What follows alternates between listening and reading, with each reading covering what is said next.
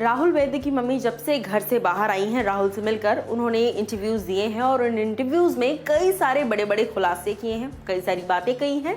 In fact घर के कई कंटेस्टेंट्स के बारे में बहुत कुछ कहा है। रूबीना के बारे में उन्होंने क्या कहा ये मैंने आपको बताया था, लेकिन अब मैं आपको बता दूं कि भैया निकी तंबोली के बारे में भी उन्होंने काफ़ी कुछ कहा है कि निकी का गेम कैसा है और निकी और राहुल के बीच की ये जो अनबन है इसको लेकर क्या कुछ उन्होंने कहा है। नमस्कार दोस्तों, मैं हूं ज्योति नाहक और स्वागत कर रही हूं आप सभी का शुद्ध मनोरंजन में। बिग बॉस में घर वाले जब घर वालों से मिले तो कहीं ना कहीं असर उसका बाहर काफ़ी हद तक पड़ता है।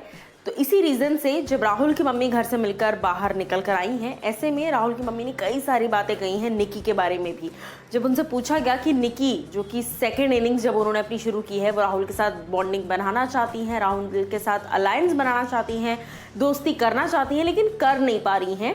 और कहीं ना कहीं सलमान ने जब ये सारी बातें कही थी वीकेंड कवार पर, तो बहुत सारी चीज़ें निकी ने अपने ऊपर ले ली थी कि राहुल उनके कंधे पर रखकर बंदूक चला रहे हैं और ब्ला ब्ला ब्ला, जिस पर राहुल की मम्मी कहती हैं कि निकी तंबोली अच्छी लड़की हैं, अच्छा गेम खेल रही हैं, लेकिन वो भरोसे लायक नहीं है।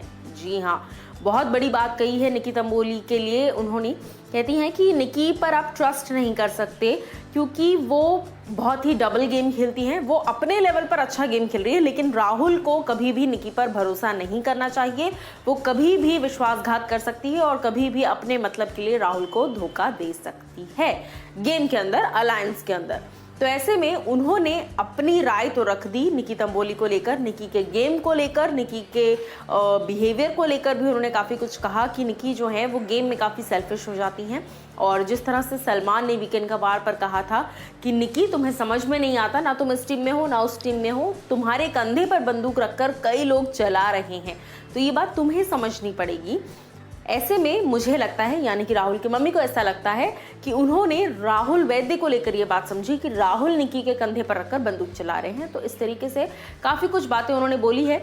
आप राहुल की मम्मी की बातों से कितना सहमत हैं ज़रूर हमें बताइए कमेंट सेक्शन में।